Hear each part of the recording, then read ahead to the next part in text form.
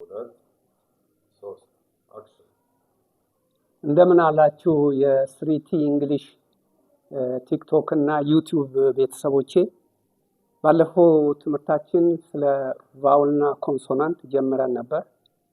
ለሰን 2 እና ለሰን 1 እና ለሰን 2 ጨርሰን ዛሬ ደግሞ ለሰን 3 4 እና 5ን የቀሩትን እንጨርሳለን።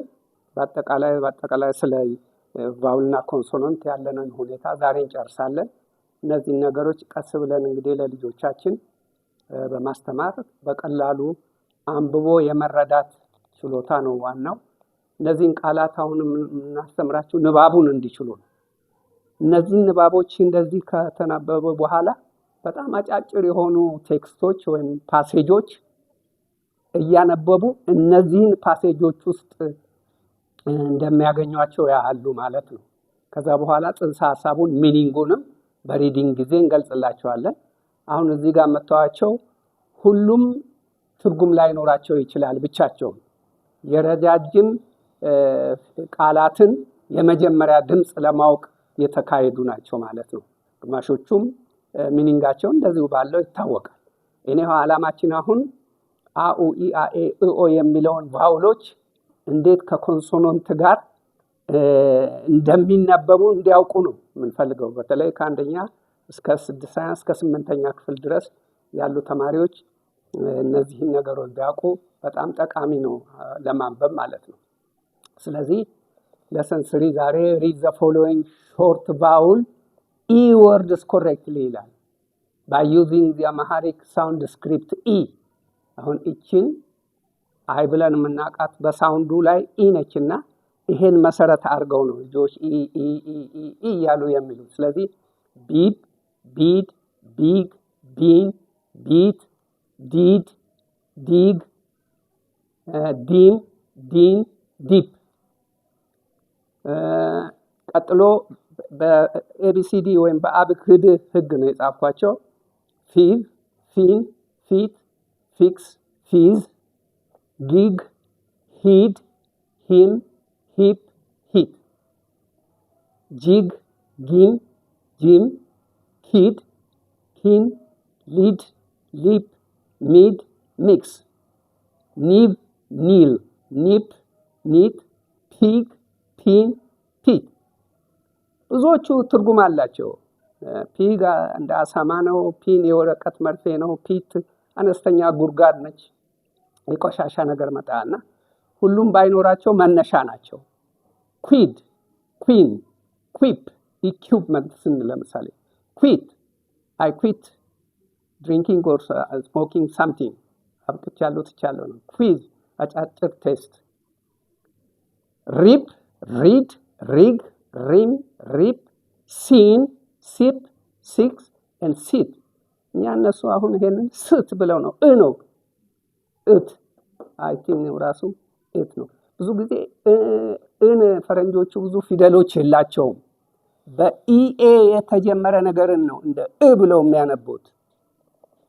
ቲን ቲፕ ቲት ቪም ዊግ ዊን ዊት ዚፕ ዚት ኢን እት።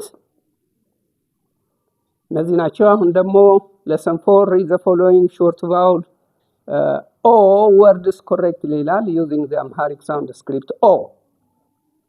ቦግ ቦምብ ብናነቡም እነሱ ቦም ነው የሚሉት። ቦም ኤክስፕሎድድ ነው የሚሉት እንጂ ቦምብ ብለው እኛ ብን አይጠሩ። ርና ብን እንደዚህ ሲመጣ በተለይ ርን they don't pronounce it እንትና አይሉ።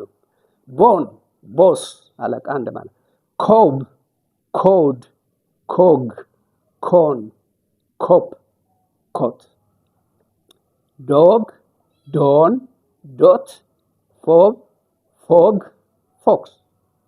ጎብ ጎት ጎድ ካፒታል ጂ እና ስሞል ጂ በጣም ልዩነት አለው። ይሄ ጎድ እግዚአብሔር እንደማለት ነው። ዓለምን የፈጠረ ሰውንና ሁሉን ነገር የፈጠረ። ስሞል ሌተር ከሆነ ጣዖት ነው። ስሞል ጂ ከሆነ ጎድ። ይሄ የዓለም አባት ዓለምን የፈጠረ እንደማለት ነው ጎድ። ሆፕ ሆግ የዱር ፒግ ነው። የዱር ምንድነው እሱ? አሳማ። ሆፕ ሆት ሞብ ሞፕ መጥረጊያ መወልወያ። ሞም ፈረንጆቹ ሲያቆላምጡ እናታቸው ማም ሞም መም ይላሉ። በተለይ ሞም እና ማም የተለመደ ነው።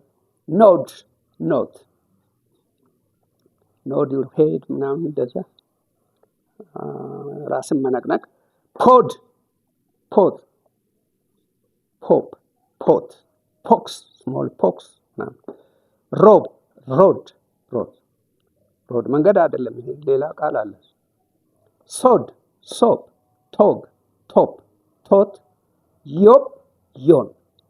ስለዚህ ይሄ ደግሞ በኦ ቤት ነው። ቀጥሎ ደግሞ lesson 5 ላይ እንሄዳለን። read the following short vowel words correctly ነው። ይሄ ደግሞ ለሱ ደግሞ bed bed bug bed cub cud cup cut dead dug den fun gum መስካም ይሆናል። ገን ሽጉጥ እንደማለት ነው። ገት ሀግ ፈም ለግ መድ መግ ኩባያ እንደማለት። መም ማም ወይም ማም ነን ነት ፐብ ፐግ ፐን ፐስ ረብ ረግ ረም ረን ረት ሰብ ሰም ሰን ሰብ ተብ ተግ የክ ገም። ስለዚህ በሳውንድ ደግሞ እነዚህ ናቸው። ብዙዎቹ እዚህ አሁን ተለቅመው ያሉ ናቸው። ትንሽ ይቀራሉ አንዳንድ፣ ነገር ግን ብዙ ጊዜ እስከ 8 እስከ 9 ክፍል ድረስ ላሉ ተማሪዎች እነዚህ ብዙዎቹ እንደዚህ ካልተማሩ በስተቀር ሊያውቃቸው አይችሉም። ኤኒሃው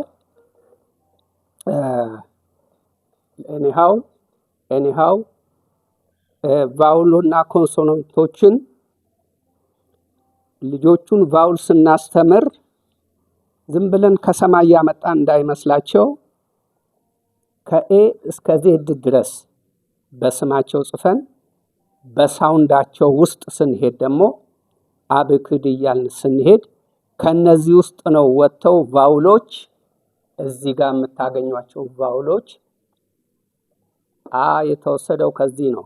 አብክድ ኤ ፍግ ህ ኢ ጅ ክልምን ኦ ፕክው ርስት ዝው ክስ ይ ዝ። ቫውሎች የወጡት በሙሉ እነዚህ ከዚህ ውስጥ ነው። የቀሩት በሙሉ ኮንሶናንት ነው የሚባሉት። ከሰማይ የመጣ እንዳይመስላቸው ነው ልጆች፣ ህፃናት። ስለዚህ የቫውልና ኮንሶናንትን ባጭሩ ብዙ ባንሄድም እንደዚህ ለይተናቸዋል። አ ነው ይሄ። ፈረንጆች ኡ አላቸው፣ የሌላቸው ሆኖ አይደለም። ባለ አንድ ሆሄ ቫውሎቹ እነዚህ ናቸው። ባለ አንድ ፊደል ማለት ነው። ሌላው ኡ ለምሳሌ ባለ ሁለት ጽሁፍ ሆኖ ነገር ግን ሾርት ቫውል ነው። ይሄም እንደነዚህ ግን ሁለት ሆሄ ስለሆነ እዚህ ውስጥ አያስገቡትም። እነሱ ብንጠየቅ ተማሪዎች የኛ በአማርኛ አ ኡ ኢ አ እንዳይደገም ብዬ ነው። ኤ እ ኦ እ እዚህ ውስጥ አለ ማለት ነው። ኡን ስናይ እዚህ ጋር አሁን በሁለት ከፍየዋለሁ።